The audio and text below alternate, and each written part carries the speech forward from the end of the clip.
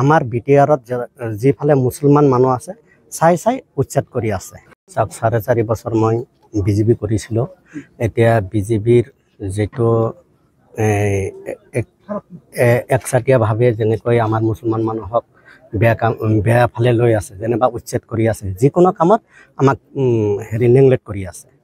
সেইকাৰণে আমি বিজেপি ত্যাগ কৰি আৰু ইউপিপিএল দলটোক নীতি আদৰ্শ ভাল পাই আমি ইউপিপিএলত জইন কৰিছোঁ। আমি আশা কৰিছোঁ সামানে যেটো নিৰ্বাচন আহিব 37 নং ধনচুৰীত নিশ্চয় ইউপিপিএল জয় হ'ব আশা কৰিছোঁ। আৰু সকলো ৰাইজে ইউপিপিএলত আছে বুলি আমি আশা কৰিছোঁ আৰু আগন্তুক দিনত ইউপিপিএল জয় হ'ব।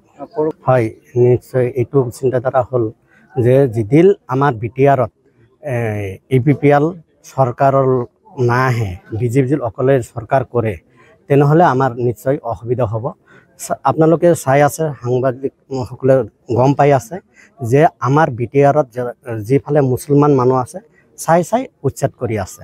মই বিজেপিৰ ৰিভিনিউ মেম্বাৰ আছিলোঁ আৰু 127 নম্বৰ ভোটৰ সভাপতি আছিলোঁ আৰু মোৰ লগত 127ৰ ছেক্ৰেটাৰী মহিদুল ইছলামো আহিছে, আমাৰ পালক তৈবুৰ ৰহমান এওঁ আহিছে, আমাৰ হোৱাটছআপ গ্ৰুপ চলোৱা জামিনুল ইছলাম এওঁ আছে। আৰু আমি মেম্বাৰ হিচাপে আমাৰ যিবিলাক আমাক ভাল পায় আমি সিহঁতৰ লগত মিলিজুলি কাম কৰি আছোঁ।